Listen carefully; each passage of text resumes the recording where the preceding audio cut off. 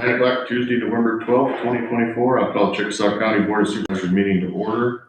Roll call, Jake. Here. Travis. Here. Steve. Here. Myself here.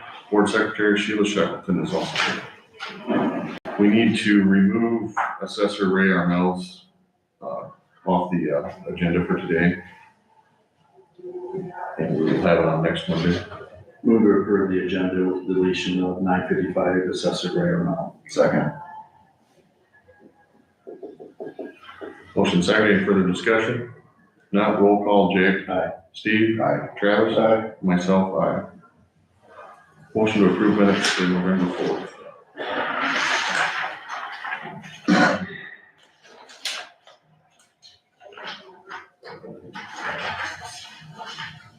Make a motion to approve. Second. Motion seconded, any further discussion? Not, roll call, Steve. Aye. Travis. Aye. Jake. Aye. And myself, aye. Discuss and approve allowing toys for tots to store toys at the Heritage Center. So I did get a hold of Judy at Heartland, and she has no problem with it, so. I looked at the minutes last year, there was a consensus. I think it'd be better to have a motion if this is gonna be an ongoing process every year. I don't think there's any issues of them storing stuff, because I think they just store them and then they give them back out right before Christmas, so. I'll move to approve Toys for Tots, the local chapter, to store gifts/toys at the Heritage Center. Second.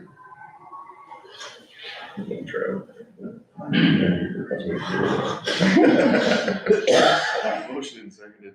Any further discussion?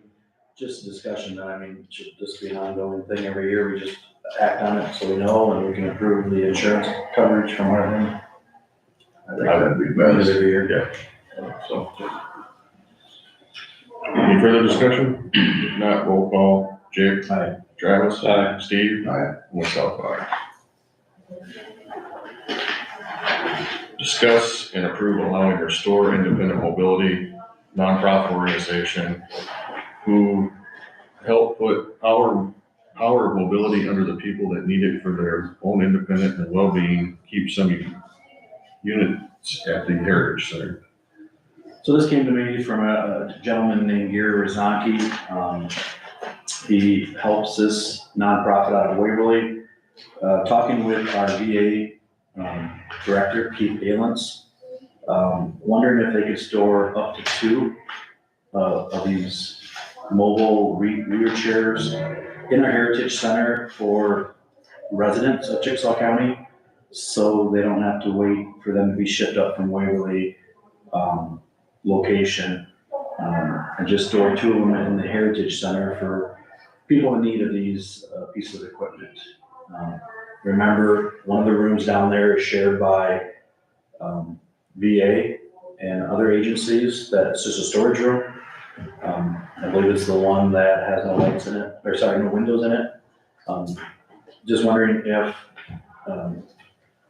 you guys need to listen to this guy or take this flyer as a nonprofit and store 2 wheelchairs. I think you did visit with Judy Hademaker today about this same issue. Yep, Arlen hasn't had a problem storing there either.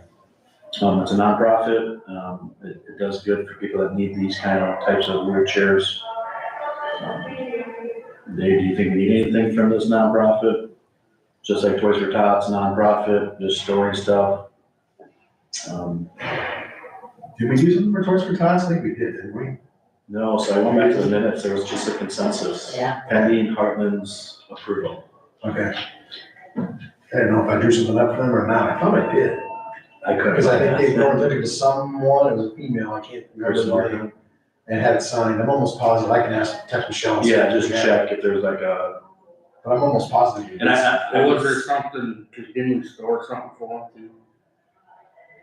He did something. I remember typing something up check with Michelle. that we Did still they have leftover gifts that they? I was thinking that. Yeah. Yeah. That's what I was thinking, they had something. So if so, we can do something similar for this. Just says, hey, we'll store them. They're not gonna be liable if the place burns down or a tornado takes it out. We're not gonna be responsible for it. If you give me the details, I can put that together. Yeah. And what they're storing for people. Here's a flyer that Gary Rozanki shared with me. I can look into both that and Toys for Tots after the meeting today and get that. So we'll just make the same motion then, Dave, or? That would just, yeah, do a motion to just draw up a storage agreement of some sort with the nonprofits at the Heritage Center. So move. Have me draw it up. Second. Motion and second, any further discussion? I think it just fits well with VA down there, and not saying veterans are the only ones that use this stuff, but, I think it's just to have it more available for the residents that need this type of equipment. Any other comments? Definitely a good cause for the citizens of Chickasaw County. I agree with that. Okay, roll call, Jake? Aye. Travis? Steve? Aye. And myself, aye. Mr. 905, is there any public comment?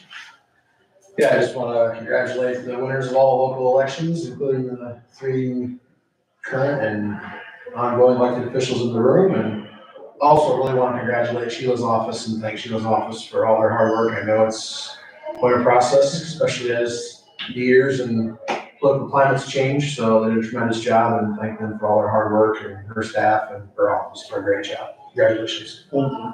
You're welcome. Public comment on the District 2 meeting that is scheduled for December 5th. RSVPs are due by November 27th. I think somebody needs to reach out to newly elected District 4 supervisor and then see if any us 4 current ones want to go. So we can send payment, approve payment, and then send them to that supervisor out of Hancock County. So. Do you want a consensus? Because I know I'm going. Yeah, I'm planning on going. We'll be going for another meeting that day. I'll plan on going. So if somebody wants to check with Isaac Carter, see if he wants to go. So we got 3 going? The agenda's already posted. I mean, we can just use that same agenda for us locally. But before you send payment, if we do claims next week, it's $10 per member. Just as a FYI. And you're not going, okay. I'm going to meeting that day. Anybody else got anything? If not, anybody have any committee assignments for next week? We had a landfill meeting on Tuesday night.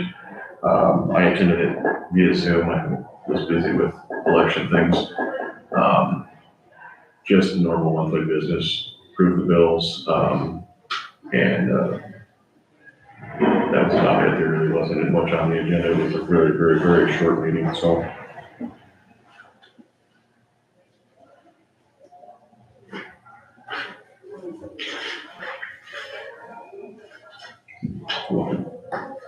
We can discuss the budget work session. We were just talking about, we wanted to discuss when to send paperwork out to the department heads. So we're just kind of looking for a date. Do we know any facts yet about health? No, and I got an email out to Denise, but I didn't hear anything. The last time I talked to her, she said she doesn't have our numbers until the beginning of December anyway. So when she comes to the department head meeting on the 9th, she should. You have the worksheets though ready from Joe? I did, yeah. I'm just wondering, and then make sure they re-estimate their budget this year. Revenue side. So are you directing me to start sending the budgets out? Usually goes with the letter, but here we go again. I got IFRS has changed, IFRS has changed. but I just don't have the health.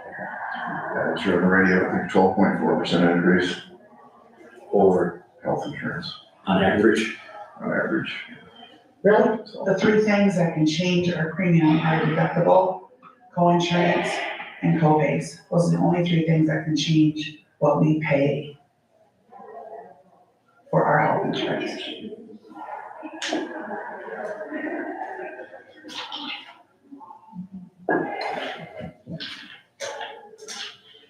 Is she gonna have, Department meeting December 9th, is she gonna have numbers for that, or options, or alternatives, or what's she planning on presenting, or we don't know? I think she needs to present the health savings account, HSAs. Health savings account, the tier plan, for the things that were brought up. And maybe look at deductibles. Wellness discount? Or does she not do that? We don't get a discount for wellness program, but she does advise that we do one because then people are getting checked annually. So it should, in the long run, cut down on your Claims. claims. But yeah, IGHP does not offer a wellness plan for a discount. It only future claims should be lower. That's 19, we gotta look to open seal bids for snow removal at the Law Emergency Management Commission. OMEC building.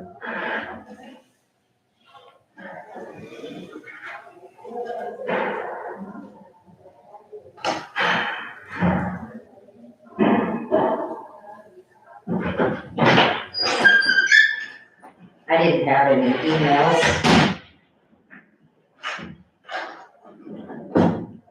And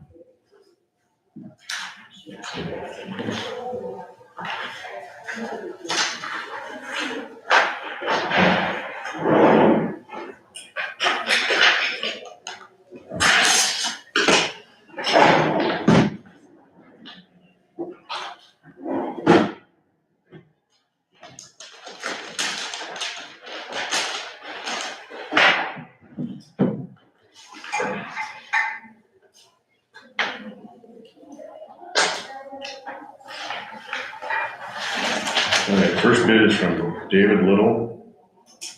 And we'll clean 516 Southland Avenue, New Hampton for $115 per snowfall.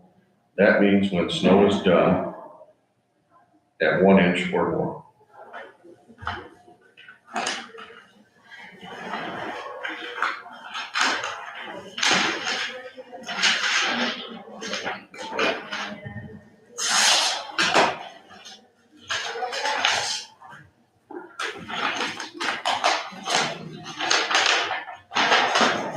Second bid is from Babcock Services.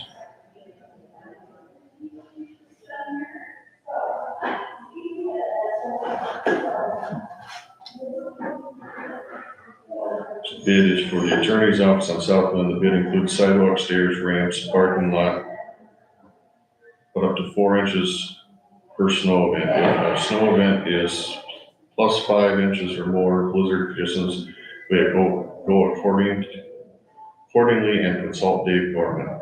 And the charge would be $175.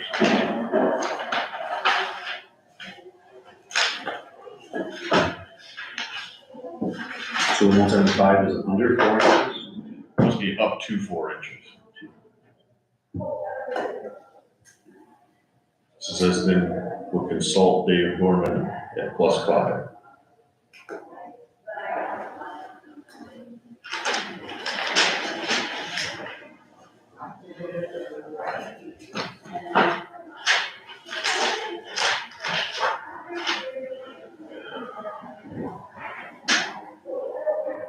Does anybody recall what it was prior, like 3 years ago? Thursday available. I can see.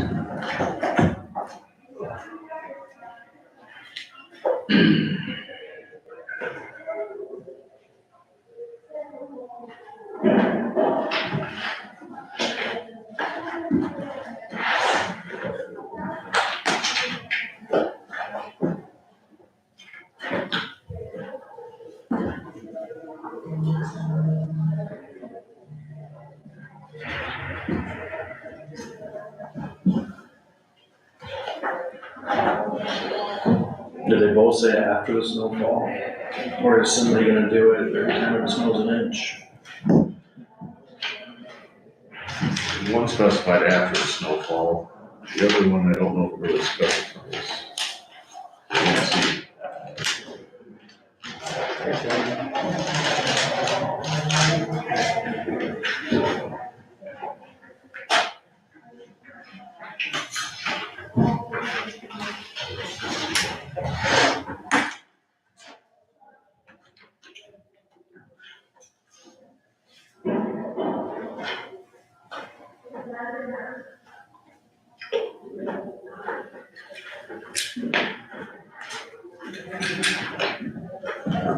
You have that budget, Sheila. It shows to me that we have 12,000 that we give for building and maintenance, and 10,000 for paving. You need those. The current budget is 49. Okay.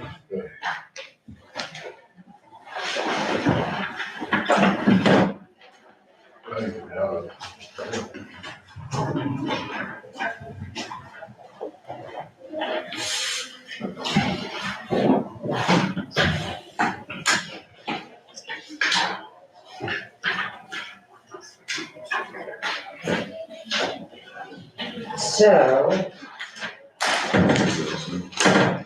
for maintenance, we got 6,000 in there for repair maintenance. What about 44185 building repair and maintenance?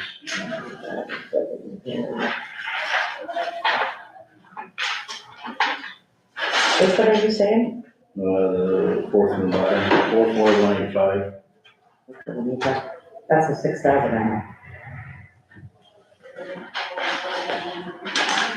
What was the total budget for that building? It was 24,350.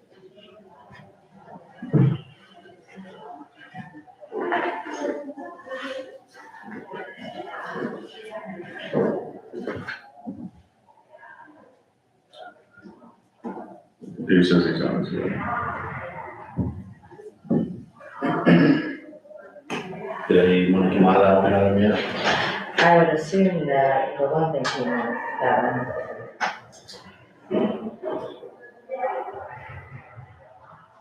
What's the total budget left? In that, Well, this isn't it. This is just the one that I run at the beginning. Oh, that's fine.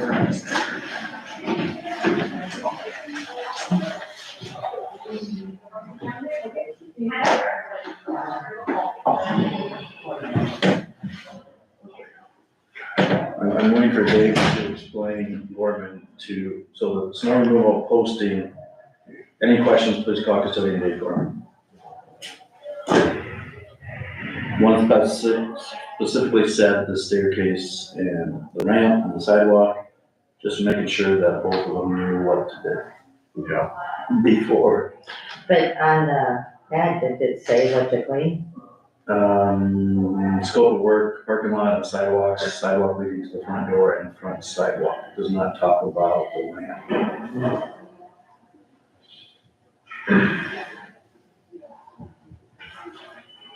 Because the one did say specifically the ramp, right? Yeah, but we want the ramp be considered a sidewalk. Well, we assume. Because there's two sidewalks. It includes sidewalks, stairs, ramps, and parking. No, this is fine because we wouldn't have had anything around it. Oh, I don't know.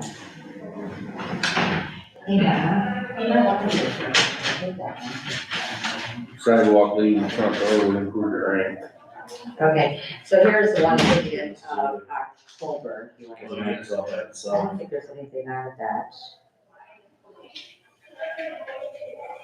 There was nothing taken out as of the end of October. She's the one currently doing. Do you have them down? Is there a ramp on the back door?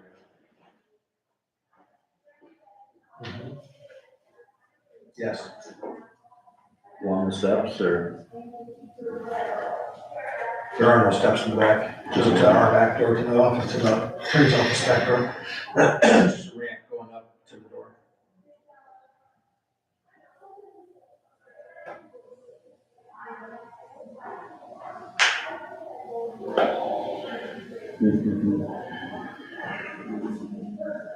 And I'm okay with the first one, it's just, I think we need to see if it's all inclusive. Okay.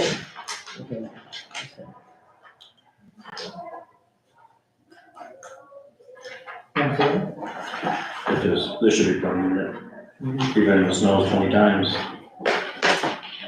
It's 2,000-ish.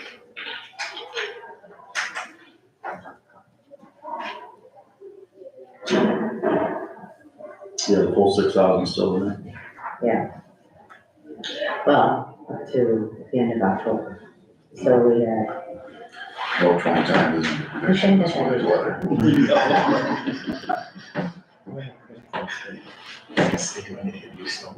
you guys talking about here?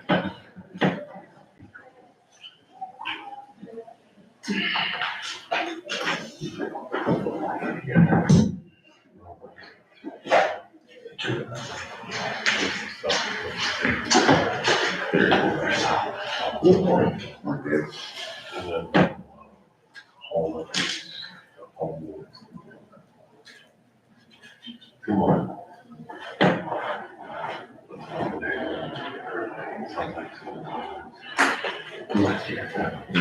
So Dave, we got two bids here. Okay. Just wanna make sure we're bidding the same apple to apple. And the low bid assumes all responsibility of what you told him to do. Right. Okay, Andy, Babcock Services, he did the same thing Thanks. that he did the last time he did it. And, David Little, when he was there, I personally showed him what needed to be done, so, yeah, I'm confident that both of them know what is. So the ramp and then So, the east ramp also, Mhm. and the parking lot.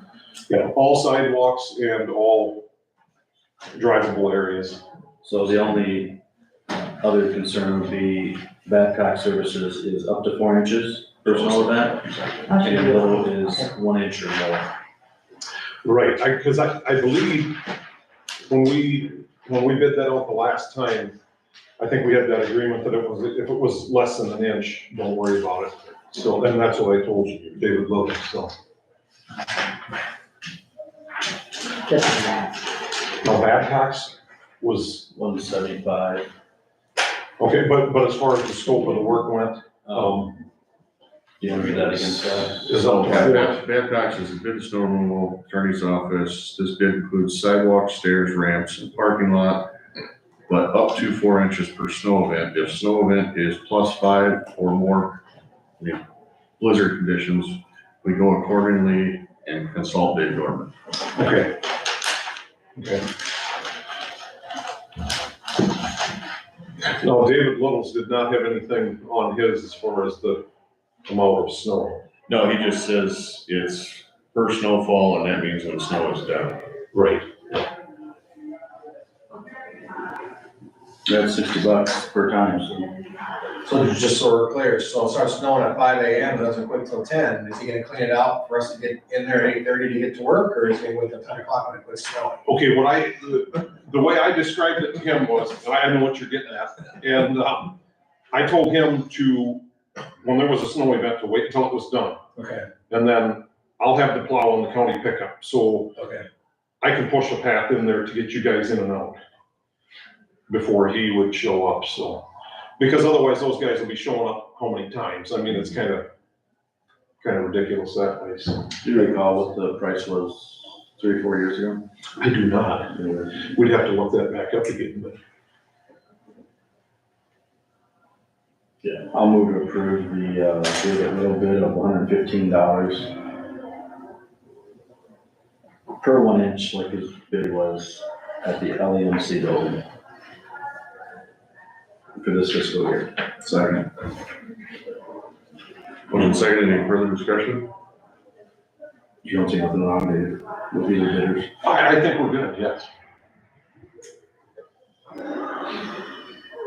Roll call, Jake, Aye. Steve, Aye. Travis, Aye. and myself, aye. Make sure we get a copy of their insurance. Okay. Okay. The certificate of insurance listing us as the insured, Okay, as the additional insured. I can do that. Move on to Safety Director Renee Carey. Progress of safety programs since the safety coordinator started in April 29th, 24. So I've really, been here since I started my little position on April. And when I started, there wasn't a safety manual, new hire policy, SDS system, fire extinguisher, or ADA, policy system. The fire drills and tornadoes were not kept on record, eyewashes, walkthroughs, on and on and on. So since I have started, I have the safety manual in here for your approval today. I do have the new hire policy in here for discussion and approval. And then I was in here for approval of the SDS system. And so I am working to get that completed. Just so you realize, I have 9 sheets like this to enter in, and that's just the shop, not including the custodians. Conservation's gonna have to do one, and then I was checking things out at the EMS building on Friday, and I noticed lots of chemical bottles down there too. So I've done a little discussion with Joel on that, but anyway, we're working towards getting that entered in and getting that up to date, and working with Dave and Chad's department and EMS to make sure we're following it correctly. I handed out to you the assessment.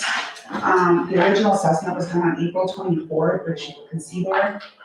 And just a quick flip through, I did a walkthrough the end of August of all of our facilities myself. And there were some things that needed to be corrected, so we got those done. And then Troy came again on the 4th of September. I did call him to see if he would speak today, just to say what an improvement it was. He said that he couldn't believe that he was in the same facility as he was in April. There was so much difference for the positive. So the recommendations that he had from April are in here, but then in September, then he would write a green complete up the top. So as you flip through here, a lot of things have been completed. We have the e-lighting that needs to be put in the stairwells here at the courthouse. Yeah, it needs to be here, but typically there aren't people here in the dark. And if we have a tornado drill or fire drill, it's not dark out. So, but Dave and I are working on that and just continue to put through. Every department has been extremely cooperative. There's not page numbers, but there's one here for the sheriff's department. It was out at the Heritage there's tires and stuff. That stuff has all been cleaned up. They did a great job of organizing and just getting rid of stuff that they know they're never gonna use again. The EMS building, the only thing that really was an issue there was the egress steps on the back. That has been completed. I got a hold of Chuck Stanton to do it, and then I told Joel didn't want to spend the money, so his people did it, but it is done. It's treated lumber. It looks good. I measured it, and it met the recommendations that Troy gave.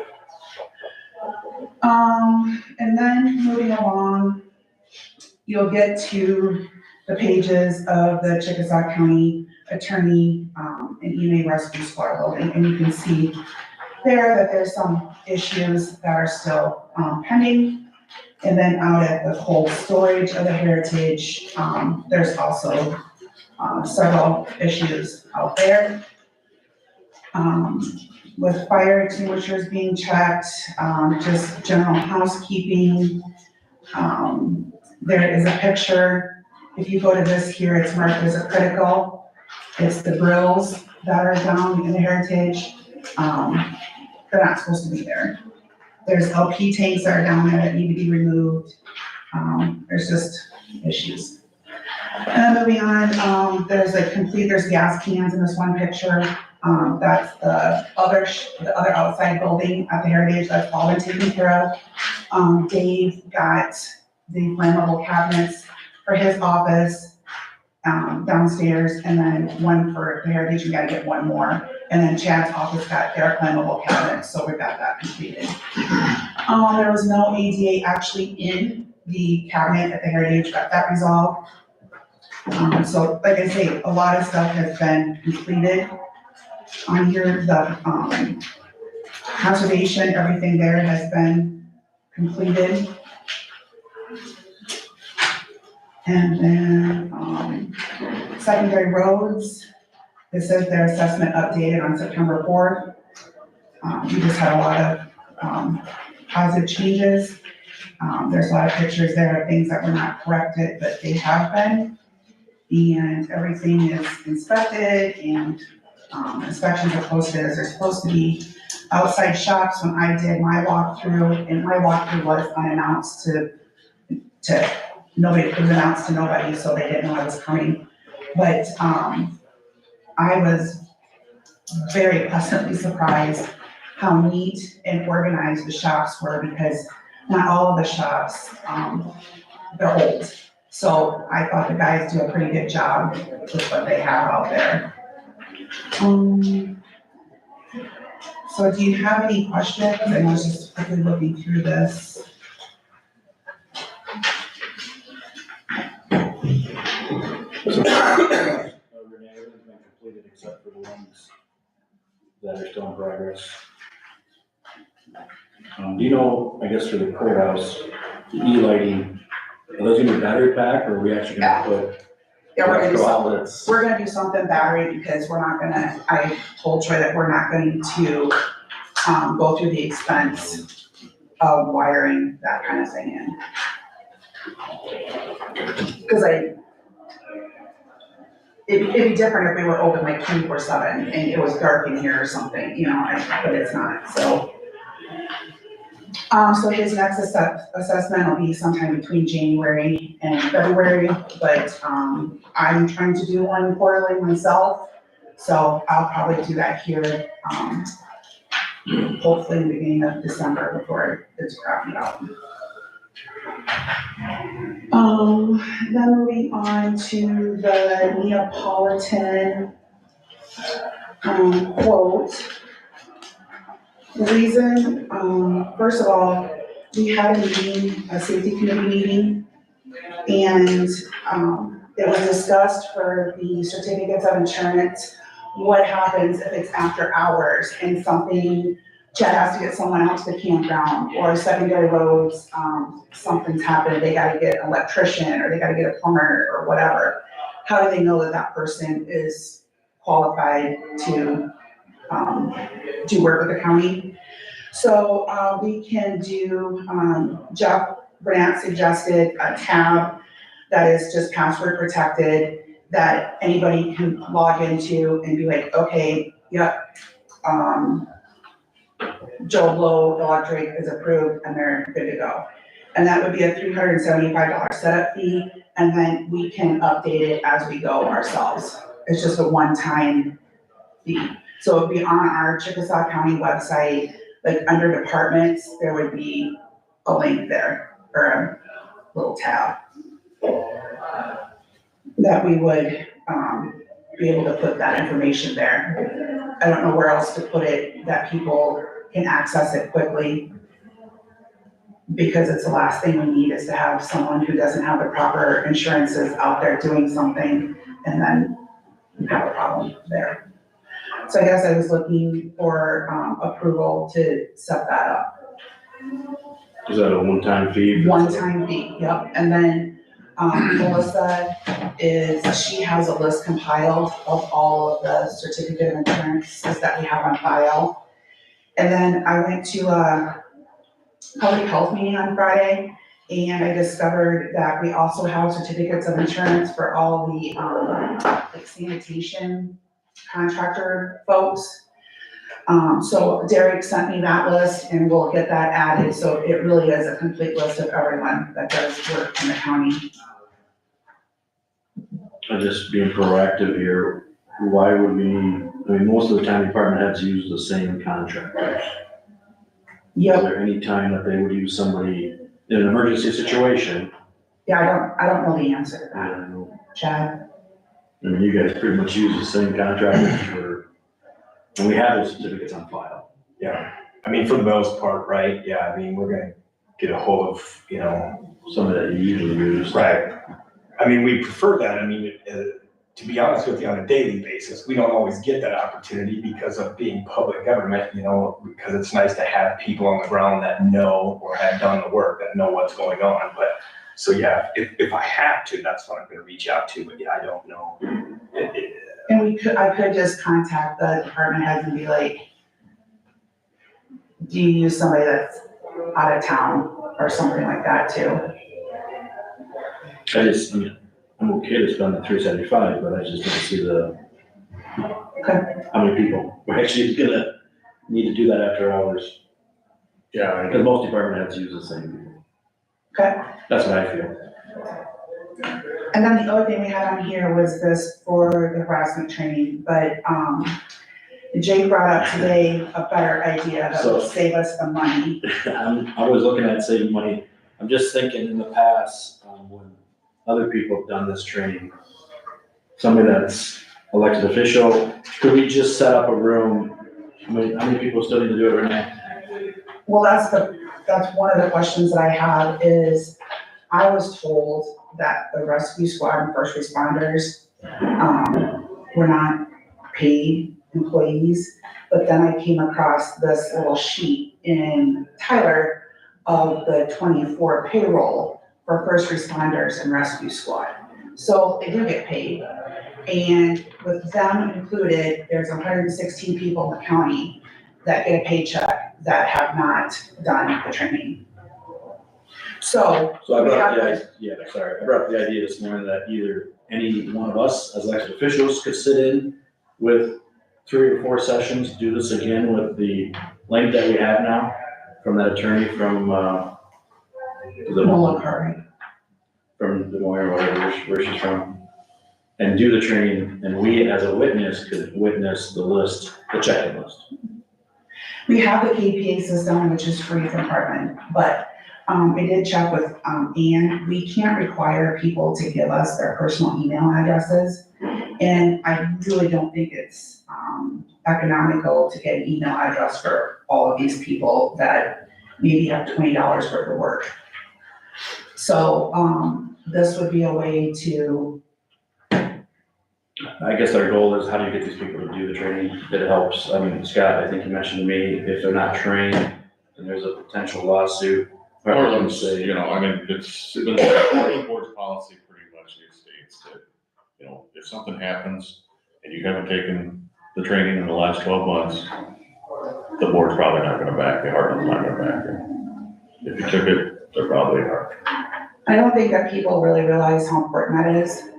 I mean, like, I've worked a lot in the private sector where if you don't do your trainings and stuff, you just don't get your paycheck. So, pretty simple. So what you brought to us before this morning was putting this online on the website at a cost of $600. $500. And then every year it would be $125 to update the video, which would mean like you would go to the Chickasaw County site, you click on the link, you watch the thing, it'd tell you to enter your name and email address or your name, and then I would get notified that you did it. Do I already have that? No. Through the KPA. So say I did it last year or 2 years So ago. county officials that have a county email address has that. There's 70 people that probably don't have a county email address? Yeah. So how do you get those guys? And we did offer 2 in-session trainings in person, which only 5 people attended, one down at the public health, and then online was a lot of people. Somebody has a different idea how to get these people trained in this harassment training. It's mandatory, in my opinion. Either we set up the TV at the Heritage Center or the Conference Center at the Community Service Building. And I can email the link to the people that do have the email in the county. That I can do. But it's the rest of these, I just don't know how you're gonna get those responder people to do it. And that's how my office did it, just through the link. So, which I think is okay, because it shows the paper trail of logging in. You watch the video. Well, the Zoom does not. The Zoom does not. No, so like there's no record that Sheila did it. She just told me she did it. Oh, So that's why the KPA, that sends you back saying this person did it. So they either need to have an email address or attend it in person. You said it's $500, you set it up the first time, it'd be money well spent. I know it's $500, but if we have a lawsuit, it's gonna cost kind of a lot more than that. But then how am I gonna make the people do it? I think you need to put it on their supervisors, that they have to have their reports completed. And then I'm getting that direction from the board of supervisors. So explain again how this $500 works. You both. It's the people that manage our website for the county. And, they'll put a link on there somewhere, I'll figure out where. And that'll be the Zoom training. And then when you're done with it, it will have you record your name, and then that will be sent to me, and I'll check your name off the list. So is this open to anybody in the county then? They go to the county website? No, I don't think so. Well, why would you know a question? Yeah. I'm just asking the question. What's But the it's not, I mean, If you're a county, you could just have the county do it. 800 people could watch it and, Give you their name. yeah, I guess, but, you know, So, not to belabor the point here, but I heard the chairman say, if you haven't watched it or done the training the last 12 months, so how you keep track of, it's yearly, Dave, so it doesn't matter if it's October or November, it's yearly. okay, that's what I figured, but he said the last 12 months, so. Yeah. And then the other question that we've had is these boards. Conservation Board, the Public Health Board, the Assessors Board, I don't know how many other boards there are. To me, the county conservation, past attorney Carl Simons would always tell me, if we appoint those board members, they fall under her. So I think the public health and county conservation should watch or attend this meeting, because the county indeed is protecting them of what they do or say. What township trustees? Yeah, well, I was just gonna say that we just So, added the trustees to the Heartland Insurance with the same coverage that supervisors. So maybe you should just make it countywide, and just make everybody in the county watch it, and then we're good. I think if Heartland is indeed protecting those errors and omissions, they would like to see in a case, if it's gonna be brought up in a case, that you did do the training. You know, with this program, you have documentation. I think it's- And we still could have a couple in-person ones if you really couldn't do it. And they can do this on their own time. Yep. They can do this at, There's no reason not to do it. I'd make a motion to go with that program, $500, one time we had $100 yearly, $125 yearly. And where do you think we're gonna put it? So where should we put it on? And then also, can we put in there like that it's mandatory or something, so it's something Yeah, I to think fall it's back on? for mandatory harassment training.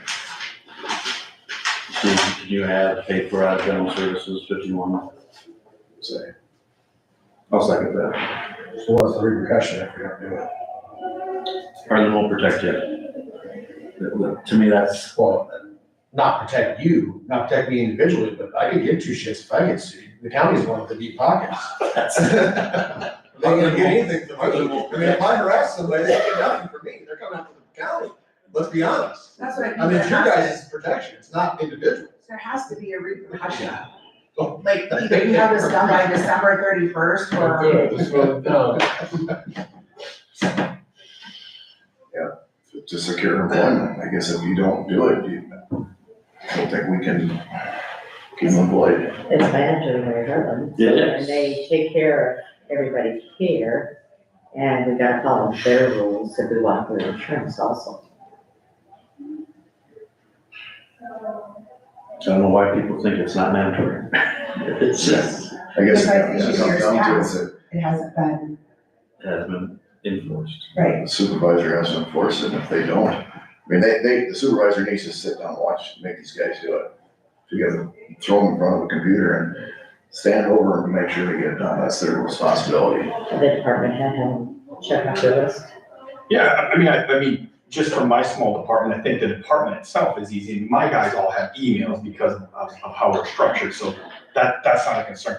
The tough one will be for me, would be my 5 volunteer board members mandating that they take this training. And I think as we move forward and we make that clear in some of our application processes that, hey, yes, but we really need you to take this training, I think that's good. I'm not saying that I'll have any of them that push back, but it just gets to be difficult on that end of things.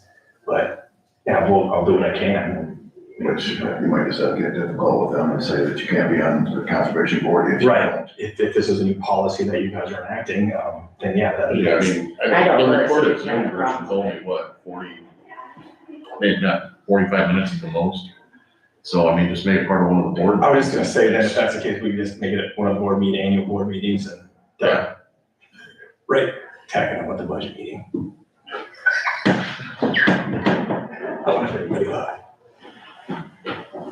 So motion and second, is there any other discussion on it? If not, roll call, Steve. Aye. Jake. Aye. Travis. Aye. Myself, aye. Discuss equipment and vehicle tracking. I sent out an email to all 98 counties, asking about if they do tracking on their secondary roads, equipment vehicles or any other vehicles in the county. And unfortunately, I only got 26 replies, but all 24 of them were yes, and 2 of them were no. So I guess what I'm asking is this something that you guys would want to visit? Because I don't want to put the time and effort into it if it's a no. So the reasons why you would do this is I went to my conference and we had a couple engineers speak, and they both were very, they said that the tracking really has helped them with insurance claims, with what the speed was, what the rock chips, lots of things like that. And Noah mentioned in the harassment training how these days, how people can be targeting government, county vehicles because deeper pockets. Also, a lot of secondary roads people said it's been a godsend for snow plowing. Snowplow hasn't been by my place in 3 weeks. Well, it was 2 days ago. We got it right here. You can also do your blade maps on there. They'd be a lot more accurate.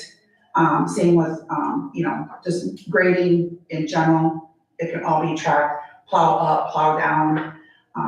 Same with the snowplow trucks. And then there was only one county that had their building and zoning on there. I'm recommending it for all county-owned vehicles. So the 2 companies that have the most are Dynamic Data and Verizon Connect. I'm not sure what the sheriff's office does I assume that they have tracking on their cars. Dash cams, all that. Tell where everybody is at every time. As soon as they walk in. And I'm wondering if they don't have Verizon Connect, 'cause I know they go through Verizon. So I wanted to check with that, but I don't wanna put my time and energy into this if you guys are like, nope, we're not doing it. Because that means I gotta deal with these people. No, I think that I've been bringing this up for years. I think the funding will be out of the department that has a vehicle. Their general service will take care of it because city roads is all by themselves. There is one county that their IT department pays for it. IT covers the whole county. Now, I'm for that. I think we should be where the vehicles are. There's, and then there's a lot of it that, like the Verizon, there's like $1,100 a month. Some of them were $466 a month. Some of them were, like $10,000 a year, and that was with like 47 units. Winneshiek has 73 units, 2 with cameras, and it's $1619 per unit per month. So I mean, like, they're kind of all over, with the pricing, so, I would get a whole presentation on both of them. But like I said, I don't wanna put my time into it if you guys don't even wanna do it. The 5-star implemented cameras tracking probably a year or 2 ago. invaluable. There's been accidents that there's no question who's at fault. It's also really helped with DOT violations. It's cut the violations big time because they're all tracked. So if there's somebody has a violation, it shows up to the safety director right away, and these problems stop or slow down anyway. So I think it's. Do we really have any problems though? I mean, We have people that speed, I believe. There's speeding, we got a lot of. That was gonna be my question, is she gonna know if I go over 55 mile an hour? You should not be. I'm not, I'm just saying if I were to have. Well, I don't know that. Allegedly speaking, for a friend. And I would get all that details and stuff, but like I say, I just think that, listening to those engineers and then, you know, when they talk, and there's over 100 people at this conference, that are in my position as secondary roads. And a lot of them feel that it's really worth it for insurance purposes and for blades, especially for blade mount. I mean, just that kind of stuff, it's all taken care of. I don't have to get a piece of paper with 15 different color markers on it. would there be an insurance discount? There is not. I think where it saves us is when there's a claim and we can prove that it's not ours. I think it's definitely worthwhile to look into it, see what it's gonna cost, but I think it's a program that the county probably should invest in. I would agree. Consensus that have her look, continue to look into it. So there's two different companies. I would say those are the main ones. I mean, there was John Deere Link and whatever, but our stuff is CAT for a secondary road, so I don't think John Deere Link's gonna work for that. I can check with Gary, see what they use. And Yeah. get that information to you. Yeah, that'd be great. And like I say, if there's something we can do with the sheriff's office, if they already have, I mean, I will definitely look into that too. But I definitely want to track Chad's vehicle now. I haven't thought about this at all, but I would just add the comment that my guys go out and they have a plan for the day, but whether we're mowing or this and that, and stuff happens and things change and there might be somebody using the facility, so they change things up. If there were an incident, God forbid, I don't ever want to get to that point, but I could quickly log on to this thing and say, okay, this vehicle is here, I need to get here, right? So I mean, I can definitely see the safety aspect of that, because a lot of times they'll go out, by themselves, or they're mowing or whatever type of equipment. So, that could be, who knows what corner of the county they could be in at the end of the day. I try and keep track of them, but again, that stuff changes, minute by minute, so there could be some really good value there. I don't want to get into the whole Big Brother thing, because I know I'm gonna get pounded on that one. And that's what people, I know that's what they go to right away, and it really, I mean, if people really think that I have time to sit there and watch every move they're making, I don't. I like that record to reflect that she did. Yeah, the say truck that. guys at Five did not want it, but once they had it, they found out it was actually protecting them Yeah, in case of an accident, because And that's what it's usually it's not their fault. But they're always gonna blame the big truck, Absolutely. you know? It's- I like that one. I got two sheds.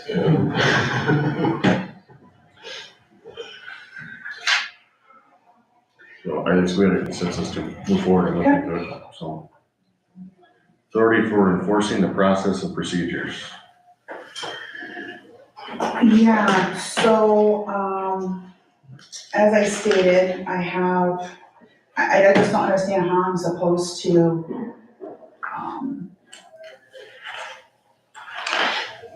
I'm the kind of person where I have a list of things to do, I get them done, I have no problem with most of the departments here, they have been so cooperative and kind and helpful, but what about the ones that aren't? I don't know how to get them in compliance or make them do what they need to do. My thought is that, to go to the Heartland Board and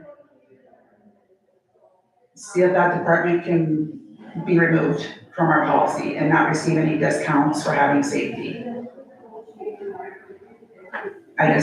I don't know what to do. For instance, out at the Heritage Tower, the fire extinguishers have not been checked like they're supposed to be, monthly. So I can't say, because I did not go to National Water Hauler to see that if they were done. The rescue squad truck has never been done down in the building. I checked that the other day. I just don't know what to do because I don't have, authority to like really do anything. And that's the gray area. I know you visited with me about this concern. It's just, we are not the board of those departments. You go. I guess when something happens and then, and then I come in here and Dave's like, well, you were in here and you're, how great you are, what a great job you're doing, and now look at this, we got this big fine and blah, blah, blah, blah, blah, you're not doing your job. Well, that's kind of the truth. I mean, my neck is on the line of, I'm saying I'm responsible and I'm saying that I'm trying to get all this stuff done. And I'm just frustrated. I think can you permission to speak? I think that, you're putting too much on your shoulders over now, because, Scott's the one that's on the Heartland board, and so he would be ultimately the responsible one. Well, and I visited with Martin a little bit about this. And I mean, realizing what we discussed a few minutes back, the authority ends with the department head. We have no authority over a department head if they're an elected official. And in the case that we're looking at, we have somebody on our board that represents the board that represents that department. And that's the path you've got to use to get to. And I have. But beyond that, we don't have the authority to really do much more than that. I realize Heartland wants this done, but our authority will go so far with individuals. No, I think you're right. If there's a claim someday, yes, they're gonna come against this board because we own the policy of it. How do you make that board accountable? And I realize, you gotta weigh the risks, but I've also visited with Heartland about what you had stated about removing somebody from the policy. Heartland's policy is we need the business. Yeah, I know. Because there is a county that did remove the department and, they're upset about that. And I get that, but when it's gonna come back on the county. And we're doing all this work and all these other departments are so accommodating. I mean, if I can get my 26 guys on board, good Lord. I think the only thing is we're gonna have a joint meeting work and bring it up. And that might be what we're gonna have to do. I know it's been discussed in the past, and that might be just what we're gonna have to do. Because I have taken the chair and I've had discussions, phone calls, and actually taken him to a couple of the site. So it's not like I haven't tried that method. Yeah, and I was with you on one or two of them, so I know that you've tried everything that you can do, so I don't know, I guess maybe we just have to look at a joint meeting and see what we can accomplish. Okay. Approval of safety manual, new hire process, workers' compensation process. Okay, I have in your little things, their little packets, I included, the safety and health program. It, comes a lot from the KPA with tweaks. So it's a Heartland, already approved. I didn't dream this up on my own. Still working, I work with a couple other counties one county has a safety director, as a permanent position. And I'm still working, kind of work together on this. It used to be probably about 200 pages. So we've really narrowed it down, so it's something that people can actually read and understand. Like I say, it does come from the KPA, so, it's like Hartman approved. And approving this would, get us in compliance with having a safety manual, and we can always, make changes. It's not like it's set in stone. And it talks a lot about, the JSA, which is Job Safety Analysis. And that is something, at our next, safety meeting that I'll be working with the department heads on to get better descriptions of job roles and things like that. You got that in front of you, right? What? The safety and health program? Yep. Page 16, please explain to me and the board why we want social security numbers on this form. Oh, we do have social security numbers on this. This is what we turn into Heartland when there's an accident. Okay. These are Heartland forms on the back that we already use. Page 16, and I normally, when I submit these forms, I normally just put the last 4 of the person's social, and I have submitted them before without a social, and there has not been a problem. So these are not public documents, these would be insurance documents only? Yes, yep. Because an employee's supposed to have 3 files, a general, a medical, and even that's a disciplinary file, so it should be. Sounds good.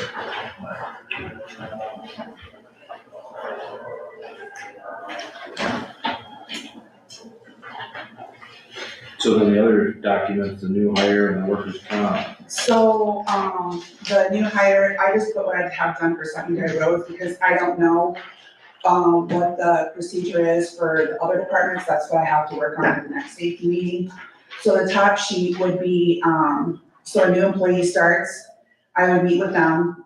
There's a lot of employees, I don't think that have a county badge, and that's just recommended. Like a tour of the court, like things that I would do, meeting with them, and then things that, like secondary roads, Sam and I, the shop foreman, all of this. Not everything is applicable to every person that's gonna be hired out there, so you can put NA in the column, but it goes over a lot of the policies and procedures. Chad, I'm sure like when you have someone start, I think it's a good thing because we don't do a whole lot right now. Yeah. And a new hire, policy is an OSHA requirement. Would you do that for all department, like my department as well then? I like it.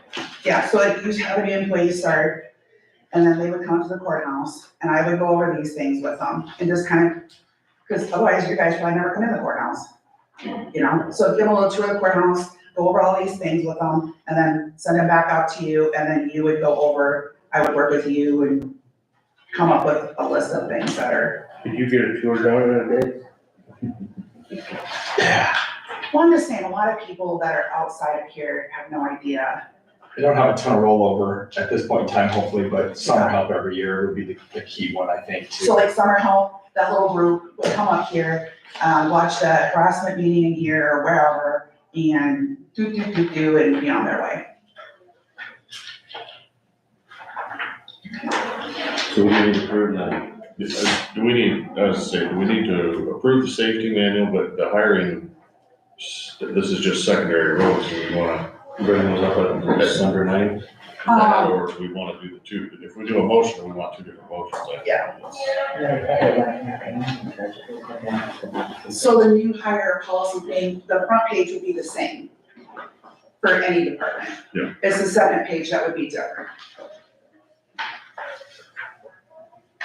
And like I say, I would have to get that from each department, like I don't really think I need one from Dave because.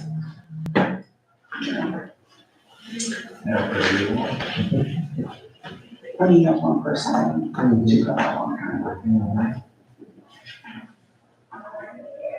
10 years is.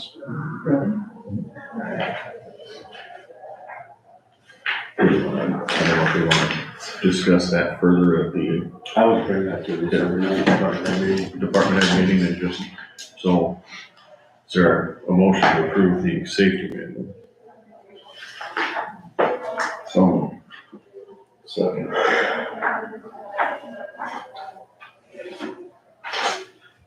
Motion second, any further discussion? If not, roll call, Steve? Aye. Jake? Aye. Travis? Aye. Myself, aye. And then workman's comp thing, I did, when Scott sent out the safety, coordinator, safety committee, letter, it states in there that, the following events, if they occur, an employee fatality within 8 hours and any amputation, loss of an eye, or hospitalization of a worker reported within 24 hours. So I just wanted to make sure, so if someone in the sheriff's department has a fatal accident, on a Saturday, who are they gonna call? Because it has to be reported in 8 hours to OSHA. So I don't know if you wanna make it that they report to me, because I'm one that keeps the OSHA log, first of all, and I know who I have to report to and what I have to report. And the workman's comp thing, for instance, we just had a workman's comp claim and it worked out well. It came to me and I just took care of getting the appropriate forms and pictures and getting everything documented, and then I submitted it, and then I followed up with this person several times, to check on injuries and stuff. So I know now, they reported to the auditor's office, but I would prefer that they reported it to me, since I know what I need. And I can follow up on the accident, do investigation.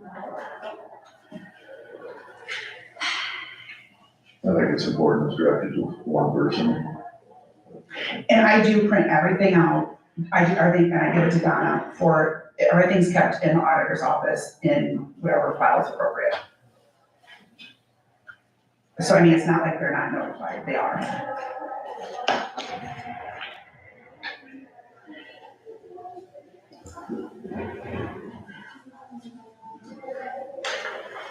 So what do you, So, Who's gonna inform the department heads of this change? Because I believe in the past, wasn't it the auditor's office that did this work?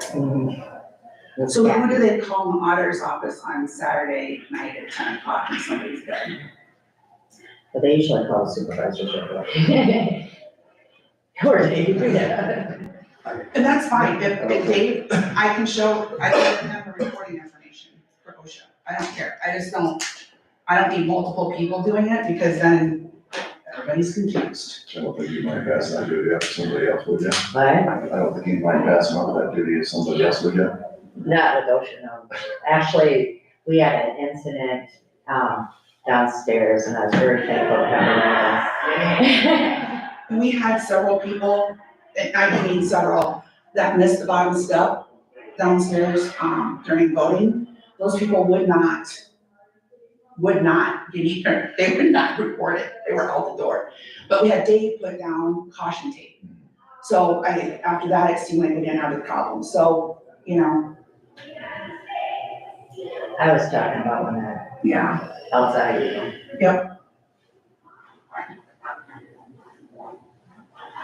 I don't know what we'd have to do, I would just bring it up at the department head meeting, the chain of command, OSHA incidents or.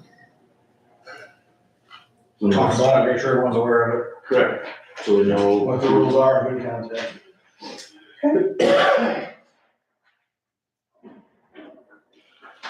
discuss pay increase with action?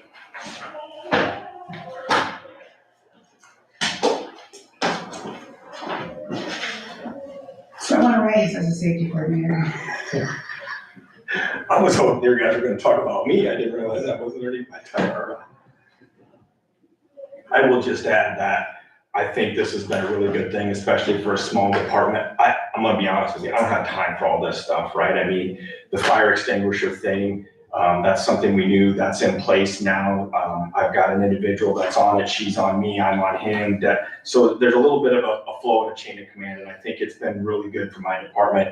And again, the resources in this whole OSHA thing, I'm not gonna deal with it, right? I mean, that's just how it works. I don't have time, it's not a priority.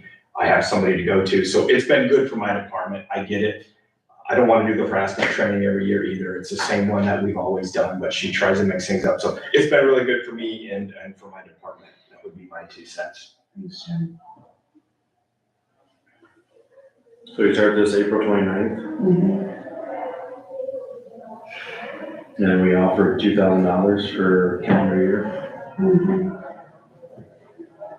Initially, we discussed that to get this started, it's gonna take a lot more work, but I think it's gonna take a lot more ongoing work. So I think some pay increase is warranted.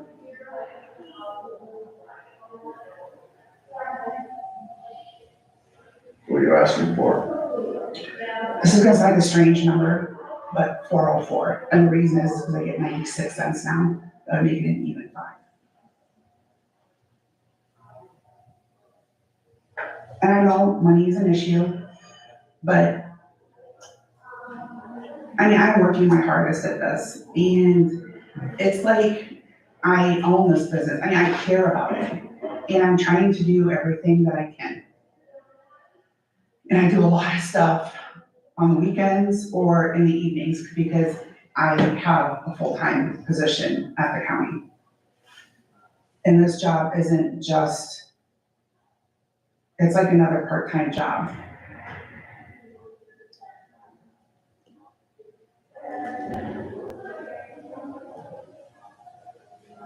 So how's this paid now, Sheila? Is it paid out of 51? Yeah.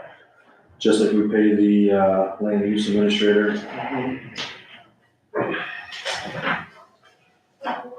So correct me if I heard it right, you want $5 an hour times the 2,080 hours is not including my 96 cents a day, 10,400.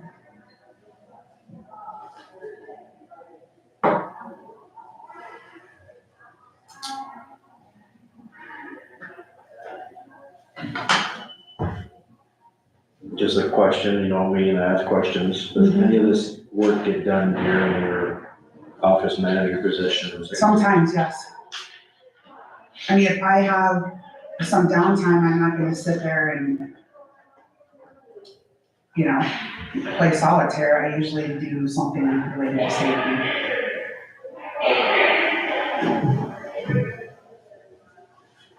And I know like the employee handbook isn't really safety, but I mean, there's a lot of issues there too that I've been working on.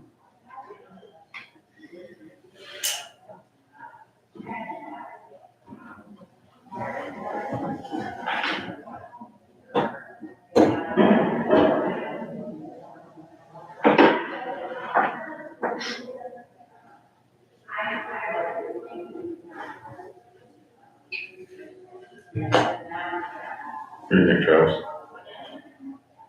Honestly, okay, so the next person walks in here, hey, I've been doing more, I want a pay increase. If they took on a whole other job, I would think they'd go there. What's your current hourly rate? Well, for safety, it's 96 cents. To tell you the truth, I'm not even sure. I have it right here. Thank you. Sorry. So if I, 27 something? 2768, is that sound right?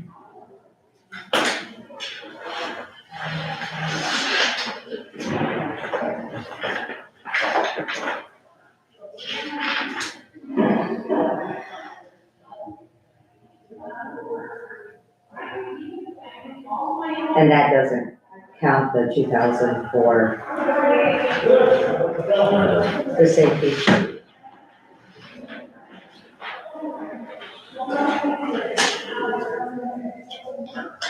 Just for research, what was Mitchell County safety quoted? Hers, I think, was 4,000, and I checked with her, and she only does secondary roads, and basically leans on Troy to set up all the training.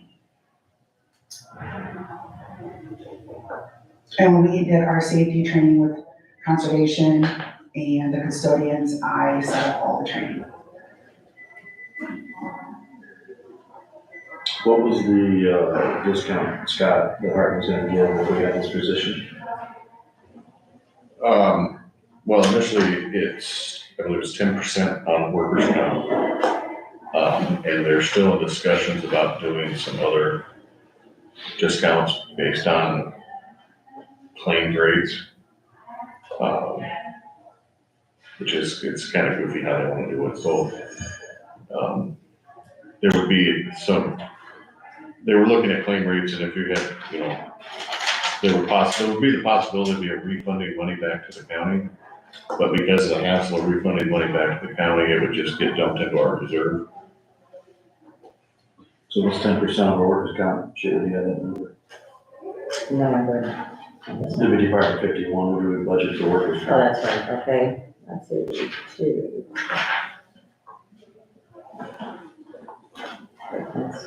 Was, we budgeted 110,000.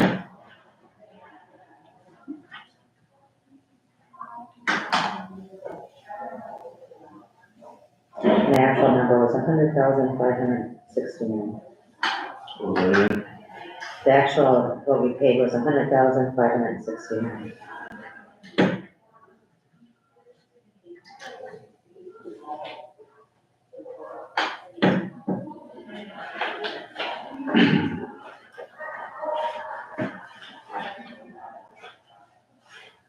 I don't see the whole thing, Renee, I mean, I can see it bump up.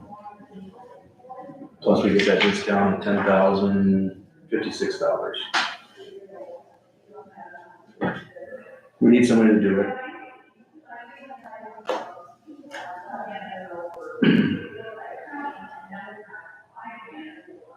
It's been 6 months, correct? Almost 7.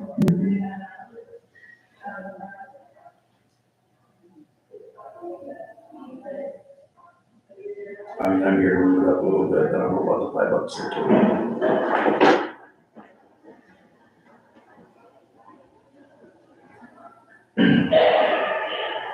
too. Is the payroll working okay, Sheila, accounting reasons for the 96 cents today? I mean, it's separate on your paycheck? Right, I have a separate check, Separate because I have check. a separate employee number, because it's a different department. right. Okay.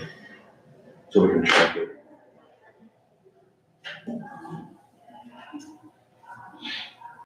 I go back to Travis's point too, that who's gonna be next. I think we saw the results of all the work. And it wasn't being done prior to April. I'd only give them adjustments through until fiscal years. We never budgeted for this, but we did budget for the line item that we are currently using is for accidents. When your crew goes out and investigates accidents for the I would be willing to wait until July 1st. You have a line item, Sheila, that's been taken out of, that's the one for accidents for secondary roads, and it's under 51.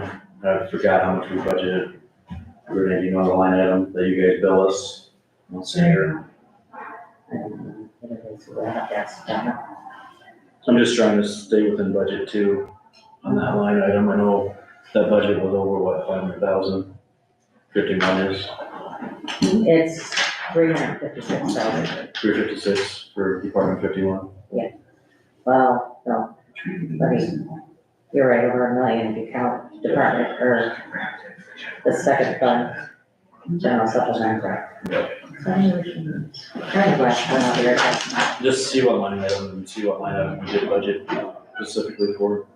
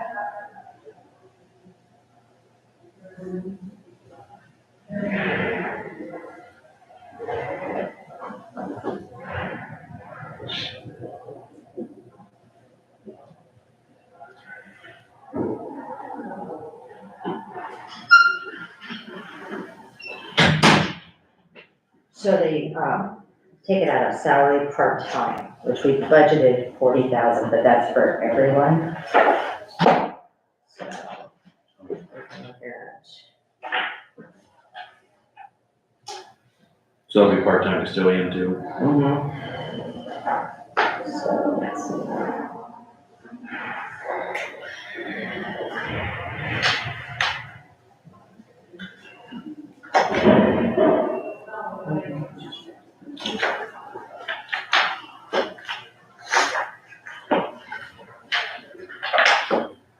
So we got 30,000.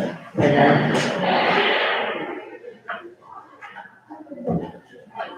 this is the current. As of October, the end of October,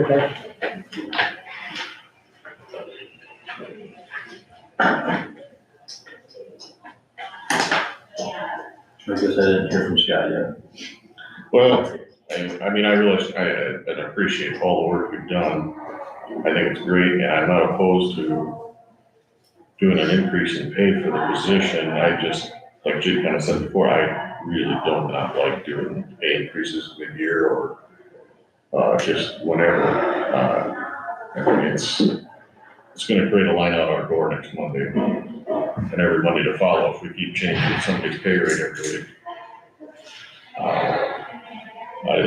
I guess I would be more than happy to look at a raise or an increase in pay at the beginning of the next fiscal year, but right now, I don't think I would support them.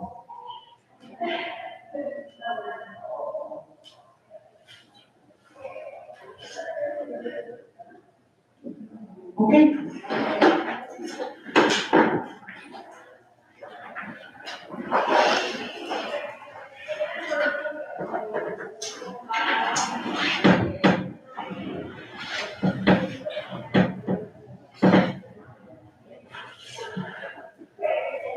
Conservation Director Chad Humboldt, approve annual report.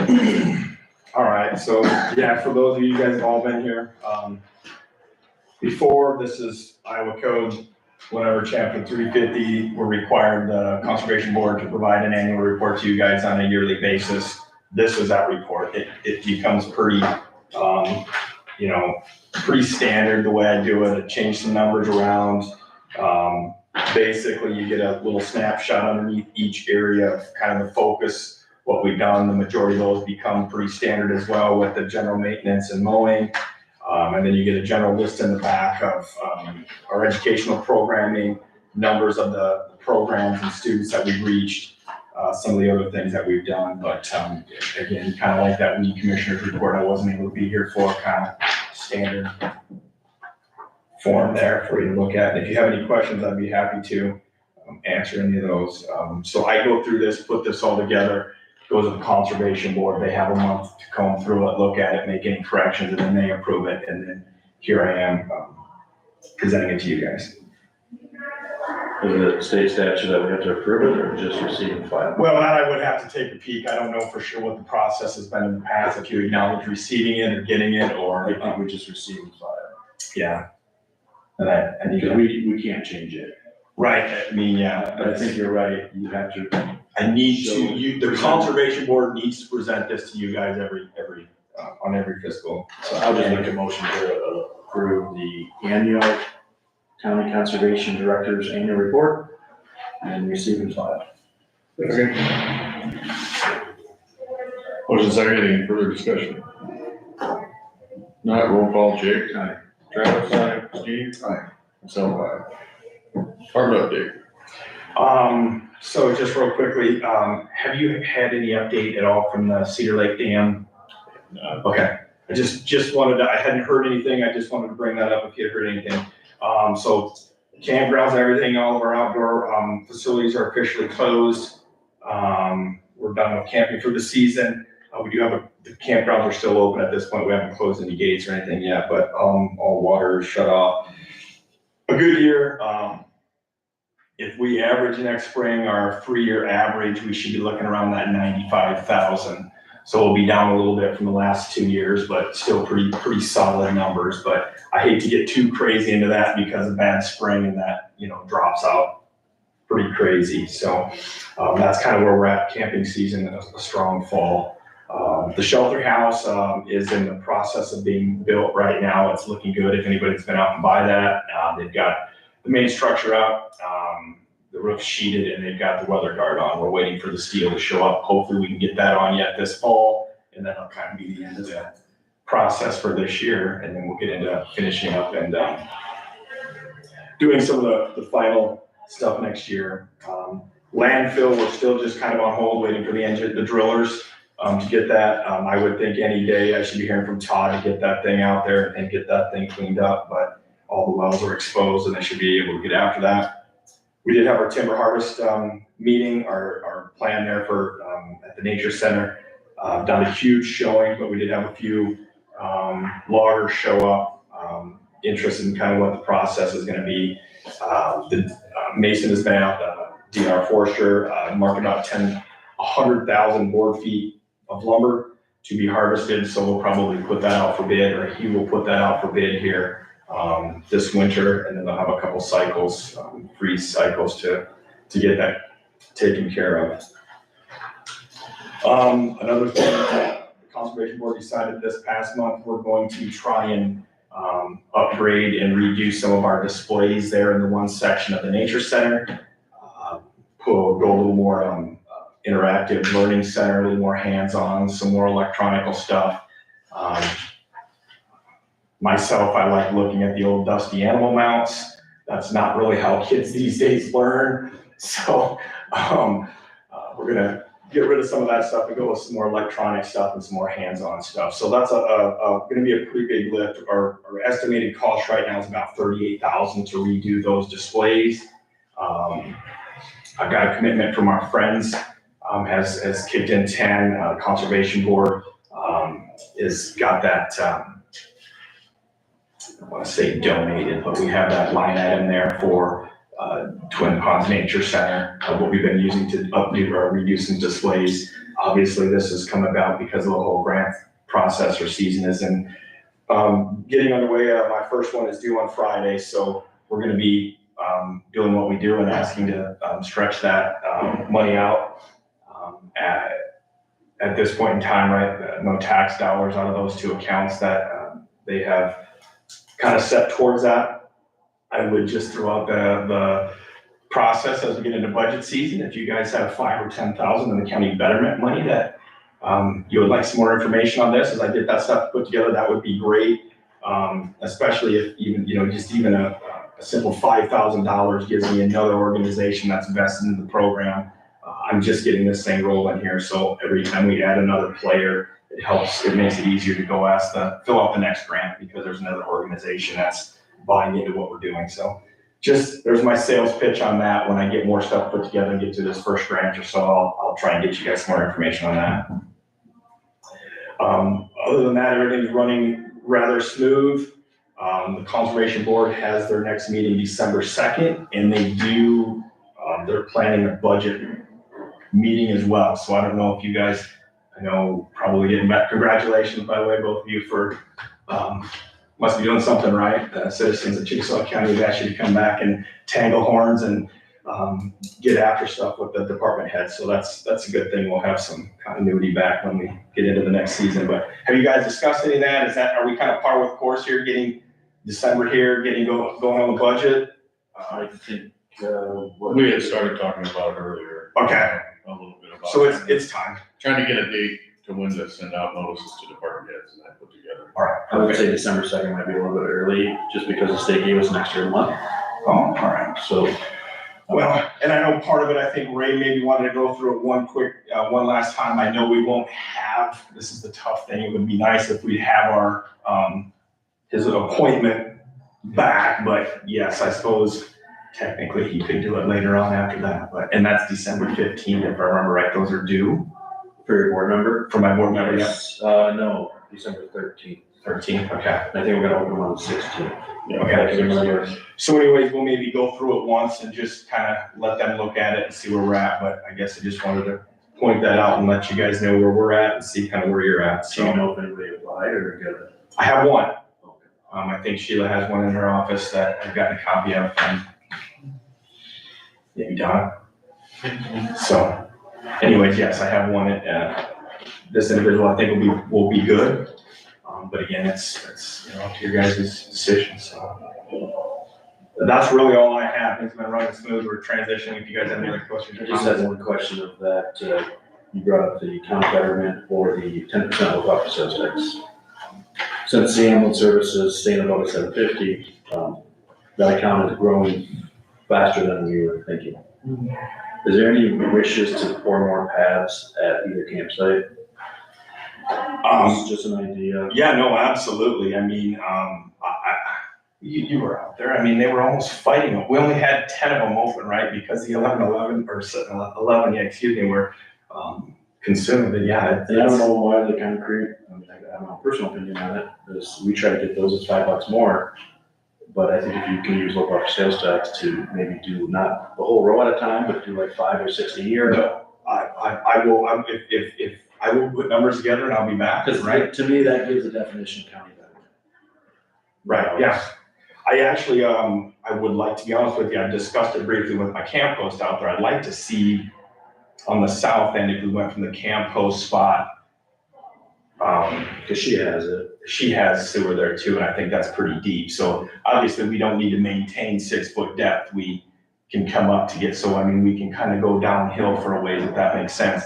I would just be curious to see how far we could get sewer or full hookup to the east of that.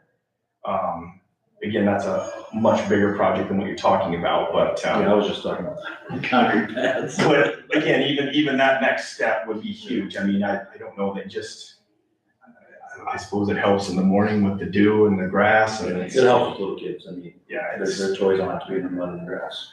So But that's just one idea. I'll definitely look at that. Put some numbers together. See how we write account, if we don't use any of it, because we have nothing earmarked except for the ambulance bills. Right. It could be well over 180,000 by next fiscal year. We could talk about that in budget work session. Right. Sure. I'll try and get some numbers put together. Don't tell Chad, But don't tell Chad that number. it's all. Hey, you know me, man. That's what most of this job, right? Conservation director means. I'm just a head person to go beg for money and try and figure out how I can stretch my tax dollars further. And that's the other thing too in budget work session, since you brought up too, is the bypass basin is probably gonna be well over 100,000 shortly. Right. And I know you wanna wait until the line goes in, but there's some avenue the line might not go in. Right, so no, I don't disagree, and I will say one of my goals for this season, which I'm basically past, that was to get rock out there. So actually, we were just out there last week. I was out there with Justin and Caleb. We want to get rock, at least move the parking lot basically. So the goal is to get up by the shelter or the gazebo. We got parking lot flagged out. And then we'll get up to there. We're gonna try and put in some gates to keep them from driving, but I mean, we'll do what we can. Is that park still no UTV? Or what did you guys determine? So we just followed the state policy at this point in time. I think I was talking with David, and ATVs, and this is how I've always kind of treated it. I mean, in my own 2 cents, as long as you treat them like a vehicle, right? You stay on the driveways and the parking lots, then we have no problem with them. So yes, and we will try and make some markings that, hey, this is a walking trail and not an ATV trail and some of this stuff. But yeah, so they could drive to the gazebo then, park, go fishing. and then it would get them that much closer. And again, so the next phase is kind of down in there where they may, because we want to keep the traffic as close to the co-op there as we can to keep it as natural as we can to the west. So that's kind of why we're going to angle it back where we already have that culvert in back there. It'd be basically straight north of the gate that the snowmobile trail, I think, maybe goes through. So yeah, it'd be straight north of there is where we would cross that next creek. So yeah, that, like I said, we're hopefully going to get some of that rock, maybe put down yet this fall or winter, get some of that graded. Sounds good, just Yeah, no, we'll keep working on that. Get my dad off me too. He doesn't like that when we go out from the gate. And I tell him we can't park on the road, so I'm guessing he's probably. Anything else for Chad? Yeah, thank you. Thank you. Thanks, Chad. College election deputy Gina Fangman, percentage increase from 65% to 70% of the auditor's salary, or 26.51 per hour to 28.55 per hour, effective November 11th, 2024. So I was, reevaluating the job. When I first came on board, Joan had, the previous deputy, she started her at 70%. And the conservative person in me saying, oh, go lower, and see, about it. Well, after this elections and everything, and me checking out my budget and everything, I think that Gina, the election deputy should be back up to 70%. And like I said, I went through my budget, I don't need a budget amendment or anything, but. So I'll voice my concerns. I did not support this position from the start, never have. I look past, I've been here for almost 8 years, and there was never a second deputy in that office. I think under the one you mentioned, Ms. Knoll, it actually failed twice. I think Stephanie Mashik is finally the one that got a deputy in that position. I talked to the county attorney about this. We cannot stop you from doing this. It's your department. It's under state statute that you could put this person up to 80%. But I go back to the comments I heard this morning about people coming through the door asking for a pay raise in the middle of a fiscal year. I don't like those adjustments. I never have. So, the only power that I have and this board has is to eliminate that deputy position and make her a clerk again. Don't know what the appetite is for the rest of the board though on that issue. All we can do is acknowledge this pay increase because you have the right to do it. But when is it going to be a point? And I think I did this when the downstairs department wanted another deputy, and I pulled the minutes resolution that I think me and Travis voted no on. If it's in the budget, that's all we hear, right? Could those people move up to 80% by acknowledgement? Yeah, they can. State law allows it. But the only power we have is to eliminate that second deputy.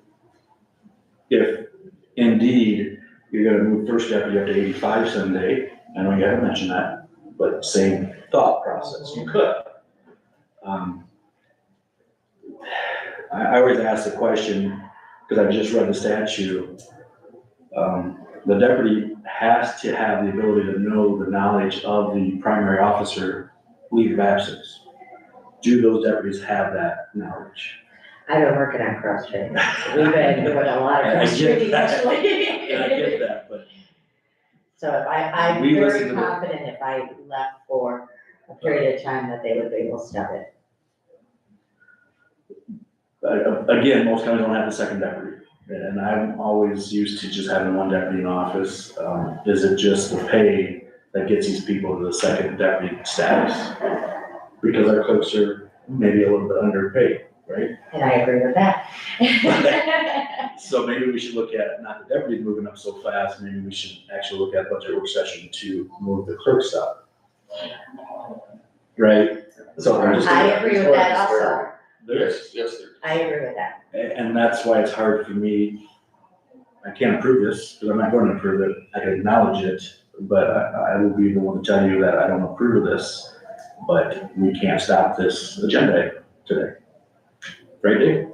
Yeah, so Sheila and I talked about this last week, Jake and I talked about it on Friday.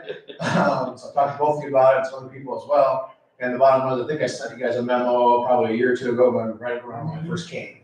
And the bottom line is the code does say, Jake, you're correct, that once there's a deputy in that position, the elected official controls the pay scale for the deputy. The board of supervisors retains control over the pay for all of the clerks. We have very few clerks here left in the county.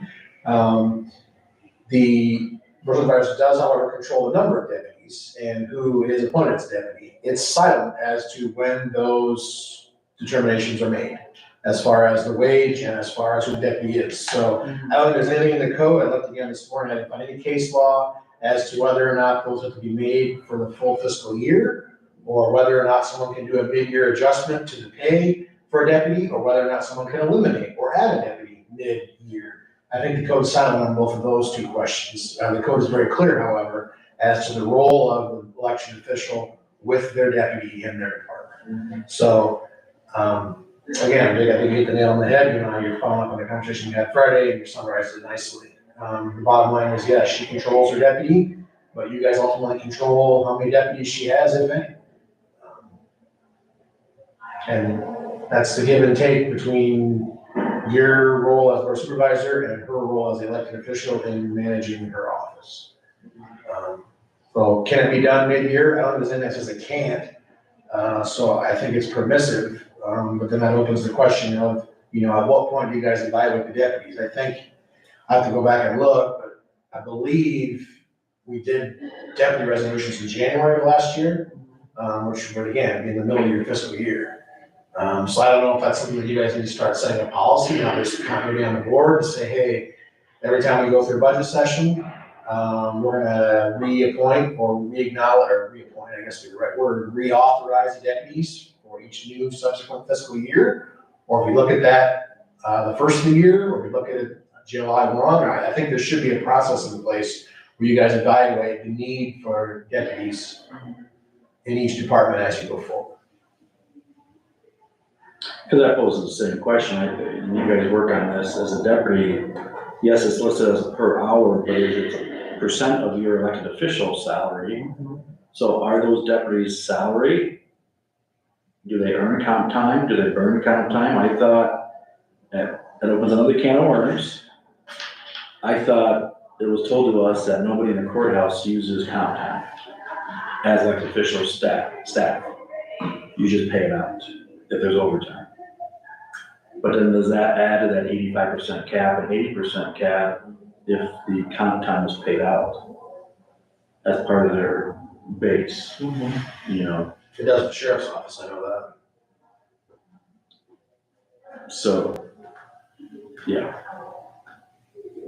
I'm here to work with you, Sheila, you know. I know. I just, when is too much?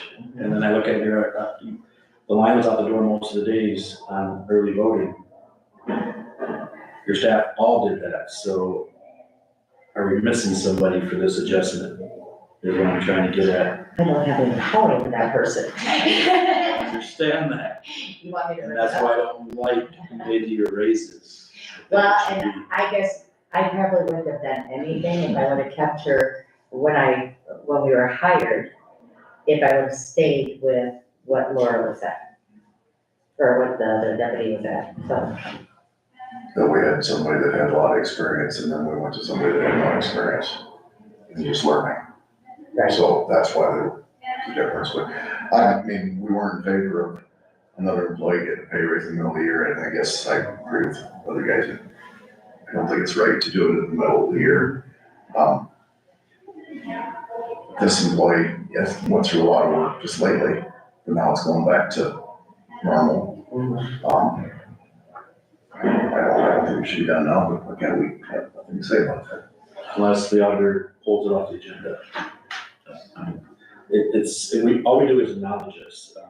It's gonna be her gut feeling as to do, or is it gonna come down to potentially eliminating the deputy status come January 2nd? Don't know what the board's gonna do. Then it goes back to the clerk.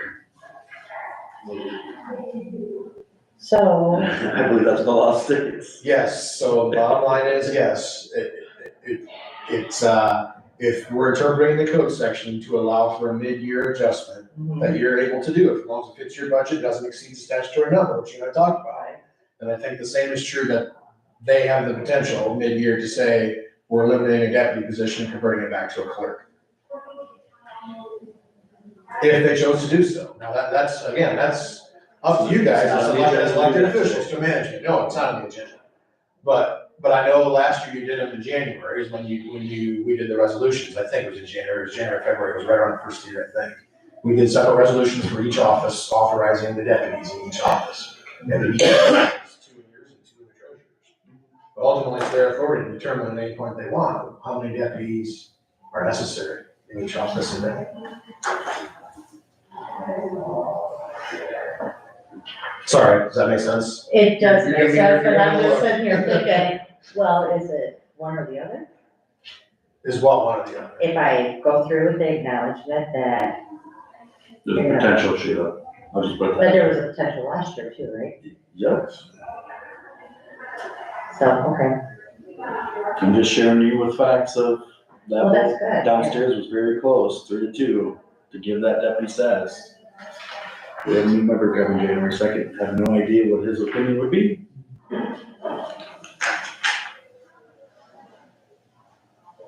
So if it's on the agenda, Scott, as chair, Is there a motion to acknowledge? Yeah, Jill and I talked about this stylistically last week also, and I'm not even sure if you need to acknowledge it. I think it's just, she's advising you that she's doing it. Yeah, You know, if you go 4-0 not to acknowledge it, it's still gonna happen. So, I mean, I don't even know if it has to be an actual vote. I mean, she's just advising you that she's doing it.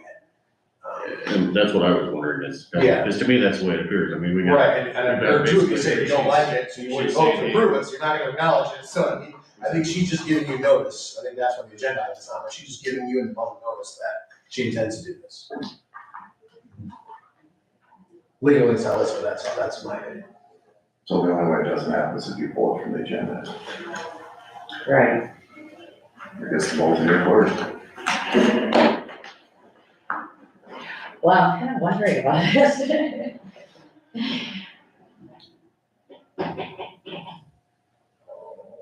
Can I take a recess and talk to you? To me? Yeah. Declare a recess at 10:47. You want to shut that down?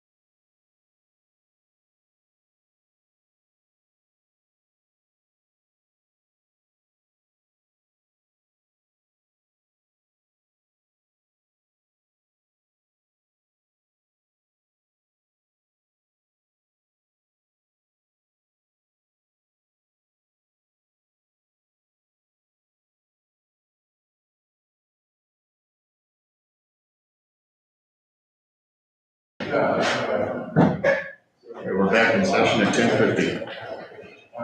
So I just wanna, say two things. So first of all, when Steve made a comment, or when Supervisor Brightbot made a comment that maybe because of the experience I went down, the prior deputy started at 70% without any experience. So, that to me wasn't, I just wanted to clarify that. And second thing is, I think I'm gonna go forward with this and leave it on the, agenda, please.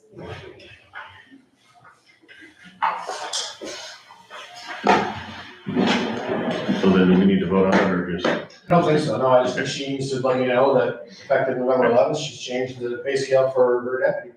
There's nothing you can. Can I ask a couple more questions? Sure. Why did this get adjusted on a holiday? Why did this get adjusted on a I holiday? don't know, that's another question. Well, and that is, I kinda was wondering about that myself, and I was waiting for the next pay period for that. And I can adjust it for Tuesday, or for No, today's it's date. totally up to you, I know I got questions out there, why did we adjust this on a holiday? When, yeah. Yeah, and I agree with you on that one, because I was sitting there when the next pay period started, is what I was going for. And then the second question, I believe this position is broke up between, GB funds and GS funds, how are you gonna break it up moving forward? I'm gonna use my same, formula.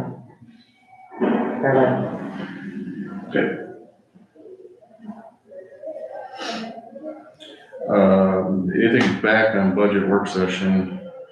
We want to discuss anything there? I don't know if we maybe want to just look at passing out the worksheets on the ninth after department head meeting. Is that? Yeah, I think that'd be okay, yeah.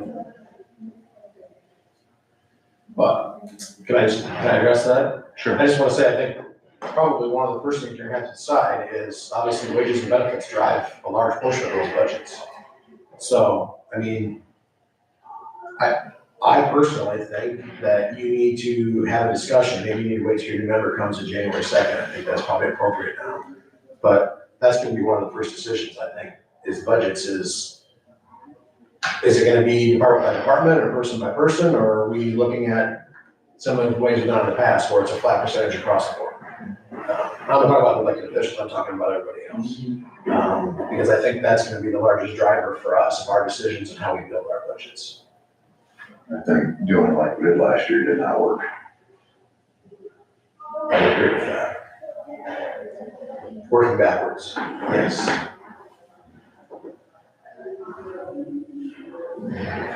But that poses the question then, right? This is the debate we're having right now. Yeah. If we have no say in these percentages for deputies, and if the money's in there for furniture or anything else,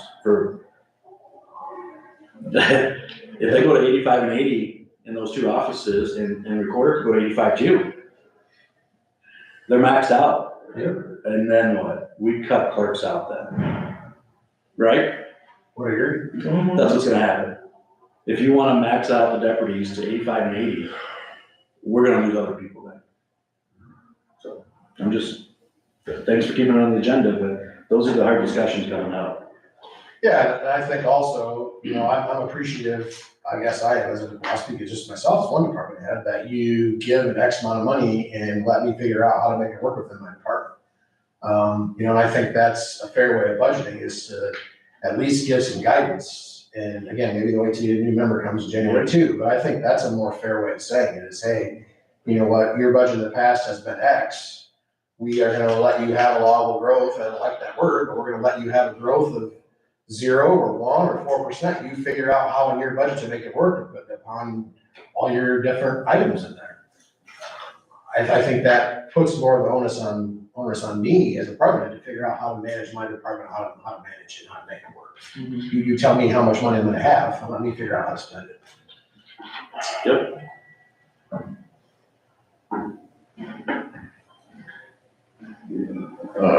Future agenda items.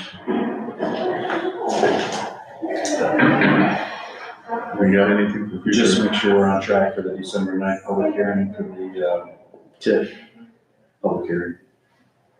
Does anyone know if we're on track for that yet? I think I have a mailing that has to go out either this week or next week, I'm pretty sure it's next week. I will have to touch base with Ray, I'm not sure, I think we are, as far as I know, I haven't heard anything different, but I just. Just we gotta make sure if we're not, then we gotta get new documents. I should have that Toys for Tots and the RIM agreements ready for next week too, for you to approve.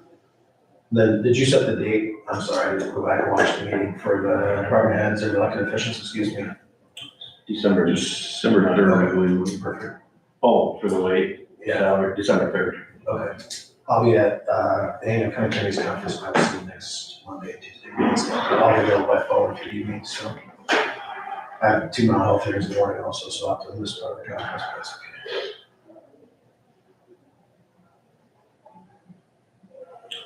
Nothing else, is there a motion to adjourn? Second. Motion seconded, further discussion? Not, roll call, Travis? Jake? Aye. Steve? Aye. Myself, aye.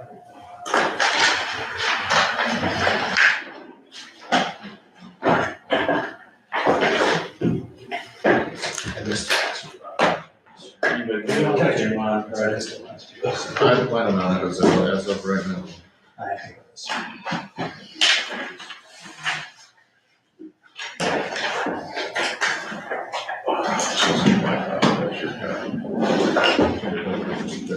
Alright.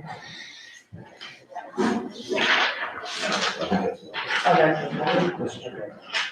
Thank you.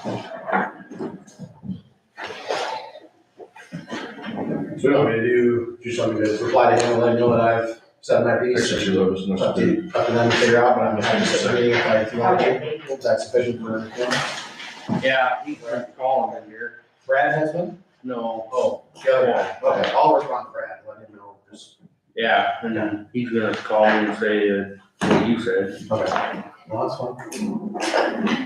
I have one more thing. Sure.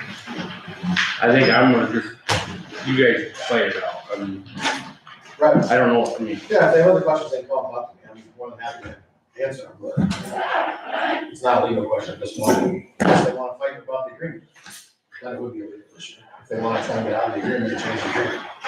But I haven't heard anyone but say they don't think they want to. I haven't heard anyone, you haven't told me that yet. In fact, you told me quite the opposite. Yeah. Yeah, but they wanna keep that service. Yeah.